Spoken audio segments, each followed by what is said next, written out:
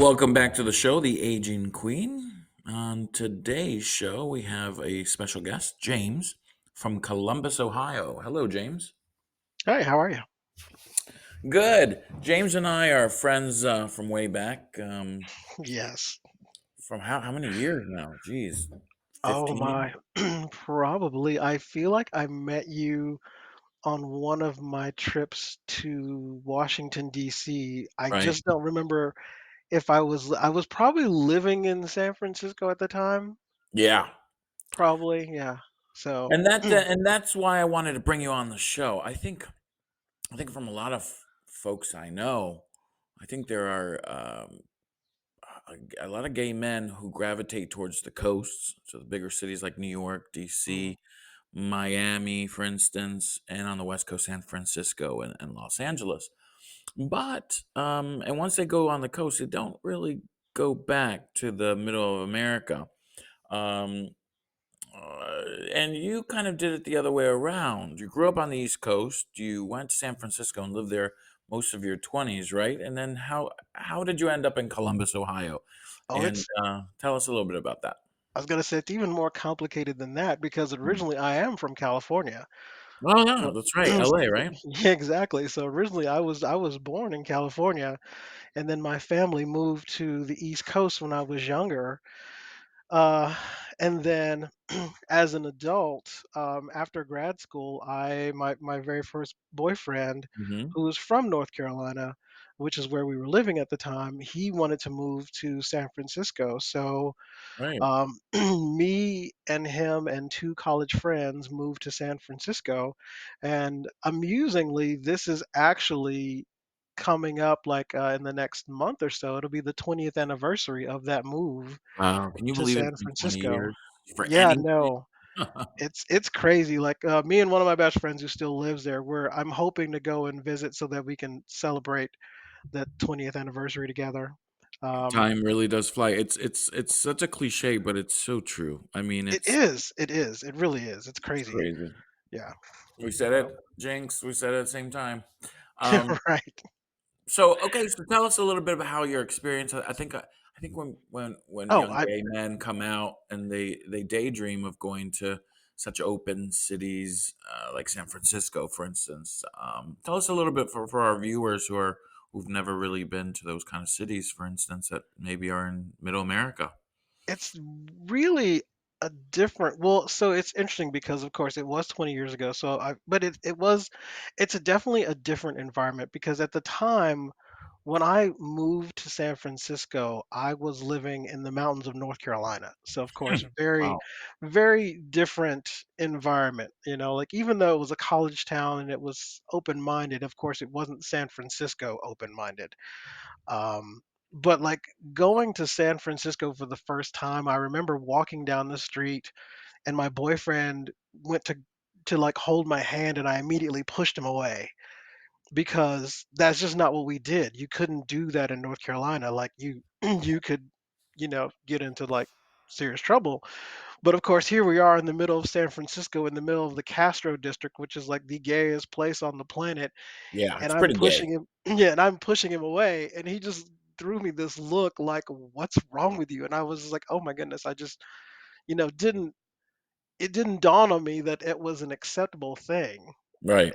And then so I feel like that's a very different concept. Like if you live in an area where you aren't free to express, public affection, Yeah. and then you go to a place where you can, it's kind of strange. It's a weird experience, but It's also um, very liberating. I mean, I went through a similar experience, but yes, yes, I, I it's think very I think most gay men, or even lesbian women, or anyone on the queer spectrum, I think they spend most of their 20s trying to find, first thing, to heal from the traumas of growing up, mhm. and also trying to find a place they can feel comfortable in and thrive in.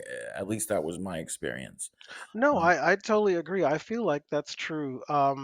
Most of the people who I met when I mhm. lived in San Francisco, we were all in our late 20s and just looking for that community.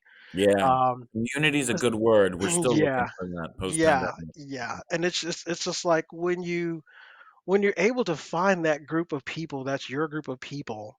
Your It's just tribe. it's just an amazing feeling. And I will honestly say, like, when I lived in San Francisco, I had that. I Mm, definitely had that. Like, I had my friends who, right. you would get a text at 11 o'clock on a Sunday morning from somebody saying, "All right, brunch, one Yeah. o'clock in the Yeah. Castro." And then, 10 people would show up at the restaurant, of course, and somebody already made reservations. And, it was just, we spent our holidays together. I mean, That's great. we took trips, like little road trips together. It was just, people would have parties. And of course, like, people, of course, like the group would be there at the party. So um, it was just an amazing time. And I remember talking to one of my friends um, a few years ago, like, because we had both left San Francisco at this point, and we were talking about the fact that those were such amazing times that Yeah. we can never have again, because it's kind of like, when you have that's such like a magical time, and Yeah. then you can't recreate it. You can't recreate it. Right. I think maybe in your 40s, a lot of people have these midlife crises. I mean, Right. I don't know. Maybe I'm having one. Maybe that's why I created this podcast. But I think we have a tendency to try to create those special moments, but don't realize that those moments were special also because they were the firsts of many. For instance, it was the first time that you had brunch with a bunch of friends that were just like you and that you felt normal and Well, so maybe that's I that's mean, also a I reason. also think that as we get older, well, because when we're living in the moment, I feel that Right. a lot of times we don't realize the significance of a situation until we look back at it, Exactly. because a The lot of same goes times. with loss, for instance.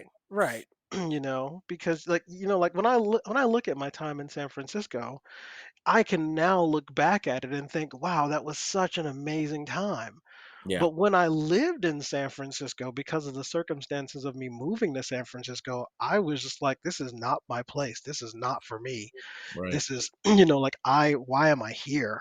right. Um, and now I look back and I'm like, wow, like, I grew so much as a person. Yeah, I experienced so much that I wouldn't have been able to experience. I made lifelong friends. right. Um, and it's not until, after that experience was gone that I can look back and think that. Whereas when I was there, it was just kind of like, ugh, like, Yeah, I'm because just you're our expectations are so high right, that you don't realize you're in a special moment of your life or you're experiencing special moments right. until they have passed and you have non-special moments as you age to compare and say, God, man, for instance, I was so, I've always had issues with my weight, for instance, and I Same here. fluctuated.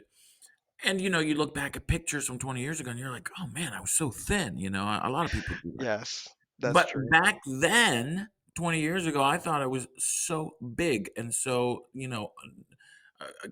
self-conscious about my appearance. And I'm like, God, if I had known that I was so much hotter than I thought I was at the moment, I would have taken many more risks, probably talked to more people, even though I was a social butterfly. But still, no, it's more about the inner process and that than True. what you would do with it.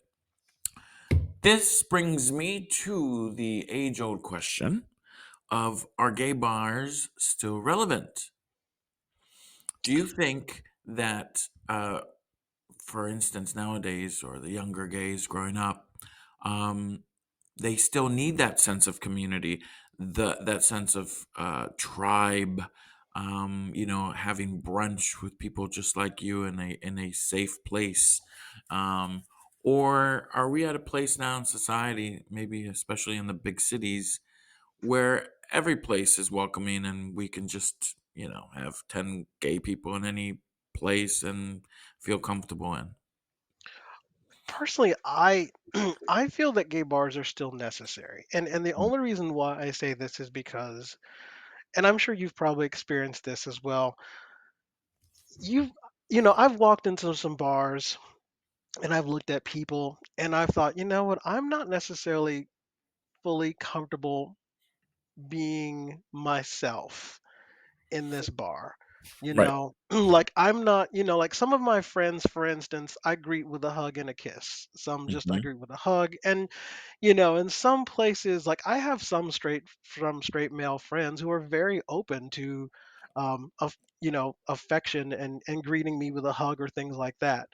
Um, but at the same time, there are most certainly some bars that are not gay bars, that if I were to walk in and were to like hug my friend, I might get some looks.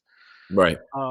So with And gay one look is bars, one look too many. In those right? And for me, on top of being gay, I also have the other um, sort of I don't it's not I don't it's not an issue, but I guess for me being a black gay male, Mhm. um, that also throws eyes on me for other reasons. Mm. Like even though What like do you where mean? Elaborate on that. well, so we don't often we don't often talk about race in the gay community, but Mhm. there is a lot of racism in the gay community, Oh, yeah, I'm sure. like even in places like San Francisco. Like I remember you and I had a conversation about like dating Mhm. in San Francisco, and and I honestly did not date much in San Francisco because there's not a lot of black people in San Francisco. Mm. And even when I lived in San Francisco, You mean gay black people or just black people? there's not a lot of black people in general, but then there's Mm. not a lot of gay black people either. Right. Um, and when I lived in San Francisco, and I think I recently saw that I don't know if this is still an issue.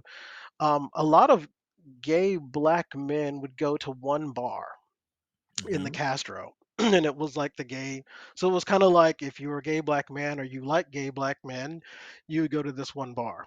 Right. Um, and even though there were other bars, there were some bars where gay black men were not welcome. Hmm. And it was Really? just yes, and it was an interesting, like I never Is this like an experienced that. unspoken, uncomfortable feeling you get, or what? Or is this something?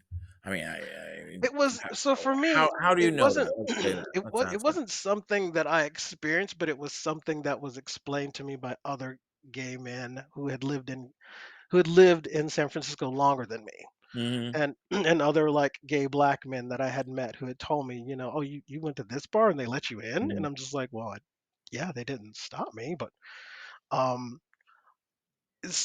but as far as like as far as like dating goes, Mhm. um you know, black men were not necessarily the main focus of a lot of gay men in San Francisco, and Right. honestly, I find that for most places that I've lived, like even here in Columbus, um, it black gay men are not the sort of favorite flavor, I would say. Wow. Like in San Francisco, the favorites were most certainly white gay men and Asian men. Those were like the top two for sure. Um, Here in Columbus, I have definitely found that there are people who, of course, want to be with a black man, Mhm. but it's really interesting because um, you end up finding that you end up dating people who your other black friends have dated because there's a small population of people who are looking for gay black men. Yeah. So, So, do you feel more comfortable as a gay black man in San Francisco or in Columbus, or what's the difference for you, if any? so that's a great question, but it's a challenging answer because I was younger when I lived in San Francisco. Right. And I am older and more sure of myself and more comfortable with myself now. Mhm. So now I'm not necessarily like I'm single right now, and that doesn't bother me. I'm fine being single. Um, and in San Francisco, it would be interesting, like hanging out with my friends, and of course, we're all in our late 20s, and so of course it's our time of experimentation, and everybody like we all these festivals would be happening, like Pride and things like that, and my friends are like, oh, you've got to go out there and hook up with all these guys, and it was Really, hard to they said that. yeah, like it was just kind of an expectation, and I had Like to it's a explain to them. contest or something. Yeah, like I had to explain to them. I'm like, it doesn't really quite work like that for Right. guys who look like me per se, Oh, because um you know for them, because most of them were not black, so for them to go out and find somebody to hook up with, like a random hookup, super easy.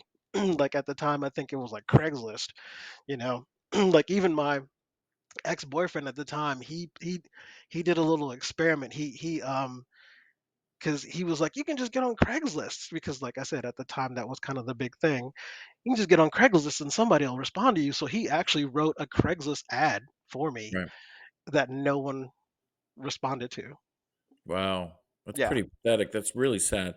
yeah. It it I think the more we advance as a society in general, we realize that there's still um, a lot of racism, a lot of segregation, Oh, also yes. Yes. in not only in the community but in society in whole. Um, and they're just it's just ridiculous. It's absolutely ridiculous because we're all humans. We are all have this. We have the same experience in general, other than what the society puts up. You know, the barriers and the obstacles.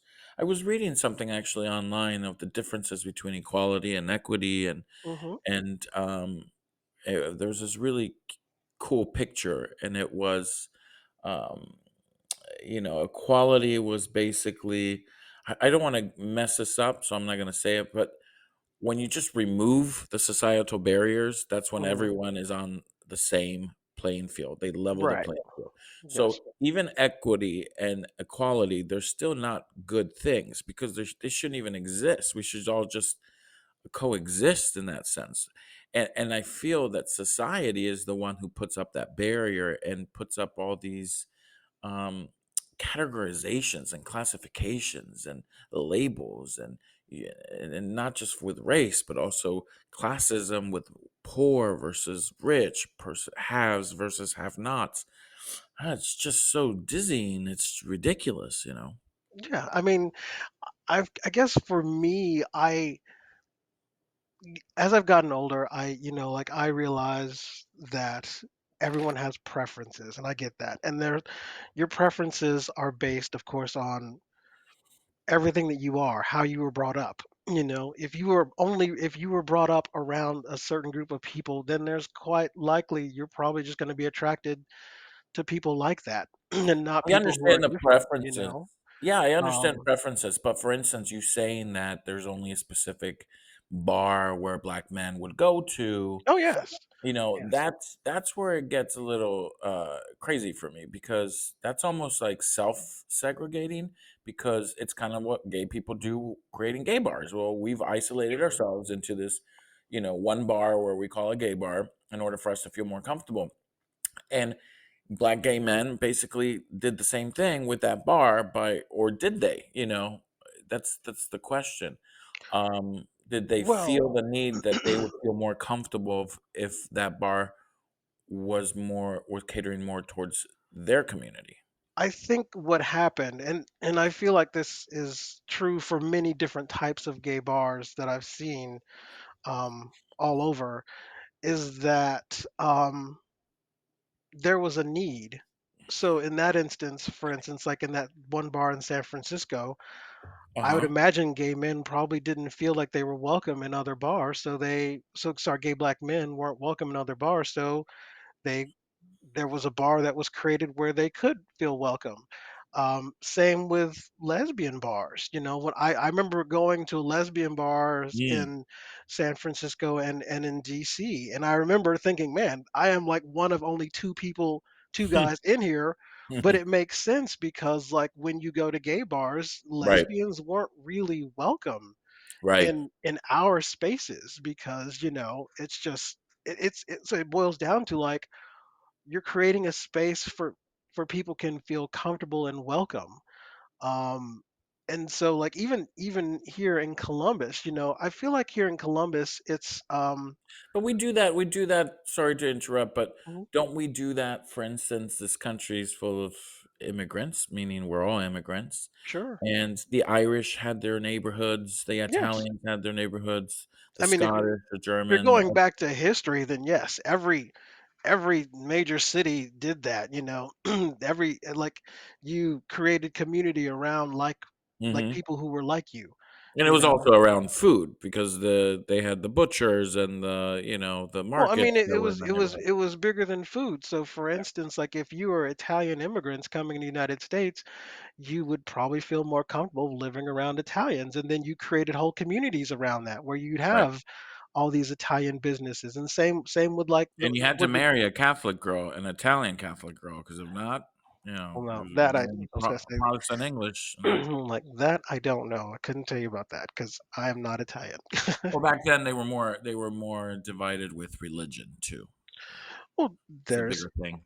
yes, but but like just for like the purpose of like gay history and gay communities and things Yeah, like that, you know, you still see it today where gay people sort of divide themselves up by categories. Like you've got gay bear bars and leather yeah. bars, and bars where there's a lot of younger people, or bars Yep. where lesbian bars. I mean, it's just we still do that. We still try Hey, to. listen, I one of my favorite places to hang out when I lived in the West Village, in New York was a lesbian bar. Mhm. It was literally an amazing experience. I still have tons of friends from there, Oh yeah. um, and I felt very welcomed. I think everyone has to feel very comfortable in their surroundings and whatever they may be. And I actually felt in New York more comfortable at a lesbian bar, which there were a trickle amount of gays that went there, gay men, probably Mhm. I'd say 5 to 10%. But the majority of the patrons of this bar were lesbians. And everyone was just super nice, welcoming. I felt at home, better than, for instance, at some other gay bars, where they were a little nastier or a little more competitive. Mhm.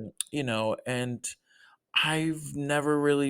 I've never really been like bearish, but I've never really been, a twink. I've been kind of in the middle, and I hate using labels anyway. I'm just me. Mhm. But the beauty of being in that lesbian bar is that I felt so comfortable, even more comfortable than gay bars, because in gay bars you had to compete, and it was like a dating thing, and you just remove that and you're with other gay people who are lesbians.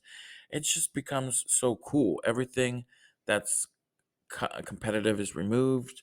um all you're there's just for me, I felt more comfortable, but so I think that's where how people, gravitate to different scenarios, for instance, of bars, is community, but also comfort levels. Well, yeah, because I know, like, I've also been to lesbian bars where we used to have a Mhm. lesbian bar here in Columbus that everyone loved. It was just the coolest place to just go and dance and have a great time. Right.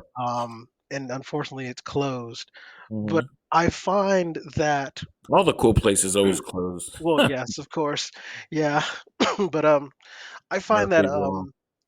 that one of the things that I've noticed as far as like types of gay men, like I've never been a small person, and as I've gotten older, I'm especially now, of course, that I mean, I've always had facial hair, and so like Mhm. I acknowledge the fact that I am a bear. Yeah. Um, definitely not like one of the bigger guys. Like I've never Well, been now we're like just all aging queens, right, but right, right. But but I one of the things that I've noticed is like most bear bars, most of the guys that I've ever met at a bear bar, they've all been incredibly sweet people. Yeah. Like, they've just been really chill and just really nice and easygoing, like I've never felt, No, it's kinda like the dog scenario. It's, yeah, the pit bulls and the Dobermans are actually very sweet. The Chihuahuas are the ones that bite. that is actually true. And That's there true. are Yes. there's Chihuahuas in the Yes. gay community, and, they get nastier and they bite more like Chihuahuas do. It's true. It's true. Like, I know we used to have this one bear bar here. It was like a leather bar, and a lot of bears were there, and it was just chill. Like, Yeah. they had the best patio, and it was just everybody knew, like, if you want to go there and just have like a chill night and still have a good time, that was the place to go. Right. And that's And what we need. That's what we look for now. yeah. Well, now honestly, it's kind of funny. Like, now when I go out with friends, um, in an ideal situation, I would like to be in an environment where I can talk because I'm naturally not a loud person. Mhm. So, like, to be able to sit down and have a drink or stand and have a drink and just be able to talk to my friends, because that's one thing, like, me and my friends, when we go out, that's one thing we talk about. When we go out, we're not actively trying to hook up with anybody. We're Right. we're just out to, like, spend time with each Hey, other, I'm just happy to be out and you talk to know? people, especially after the pandemic. It's like, "Whoa, Right. So when we go out, like on a Friday or Saturday night, our goal is to just enjoy our time together, Right. and then that's it. Now, what you do after the bar, that's up to you. Like, if you want to hook up with somebody, whatever. But like, when we're together, it's just we're just there to enjoy our time with each other, and it's great. Yeah, And your and company. yeah, and so, like, me personally, it's getting to be the season where I guess it's getting to be more like patio season. So I'm hoping that one of my friends is actually buying a house near me. So I'm hoping that maybe we can just start hanging out on someone's back porch or something like that. Um, So your sense which of community has changed now that you're in Columbus? So you might not be, hanging out at that brunch bar for many hours with 10, 12 it people. it has. Mhm. So since moving to Columbus, um, I have found that while I have lots of friends, um, it's not the same experience because um, I don't have anyone. I can't say that I have anyone here who I could just call or text at any given moment and say, let's just do something. I don't have that group of friends. Like, I definitely have friends who I can, call or text on a Friday night or a Saturday night and say, hey, what are you doing? Let's go to a bar. And they'd be like, yeah, let's do it. But like, I don't know of anyone here, for instance, who I could say, let's it's Sunday morning, let's go for brunch, and then like 5 or 10 people show up. I don't have that, Right. and Well, and I I found looked for that, though. I will yeah. say that when I first moved to Columbus, I looked Mhm. for that, and it's not impossible because people here do have that. It's just not something that I have been able to find. Right.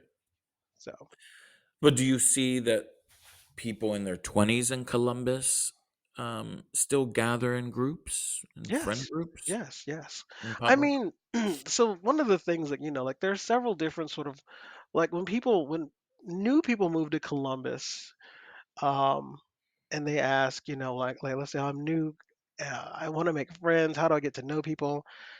First thing I'll say is, do you like sports? Because if you like sports, then we have these groups of people who get together and play sports. Right. Like a Stonewall Sports, that's what it's called. And I have Mm, so many people I know who do Stonewall Sports. That's where they found their community. that's great. Yeah, that's Like, always, a it good place. is. Like me, I'm not very athletic. So if Mhm. anything, I might go and support friends, but I'm not athletic. And I've met people, I've met basically friends of friends who, who've met them through Stonewall Sports, and I'm like, that's Not awesome. even for dodgeball, James? Yeah, I mean, like, they play dodgeball, they play Yeah, but so softball, I've seen people play dodgeball. They, like, get crazy. They throw that, yeah, you can fracture your neck. you know, I mean, some people are serious with it, but yeah, I like me, I'm just not mhm, athletic. I was the yeah. nerdy kid always, and I always will be. So I'm like, listen, It's I'm okay. Nerds are in now, so it's the revenge of the nerds for sure. well, I would say it's to a certain point. Yeah, All right. Well, there's a lot to unpack. Thank you so much for joining our show and making this episode very special, James. I'm sure we will chat again soon. of course. Thanks I for having me. wanted, yeah, I wanted to bring you on to so you can chat a little bit about your perspective, especially the difference between living in San Francisco as compared to a city in Middle America, which is, I think, that dynamic and that different POV is very important for everyone to know. Thanks again. And that concludes our episode. Please subscribe and like on anywhere where you listen to podcasts. Here at The Aging Queen, we say thank you.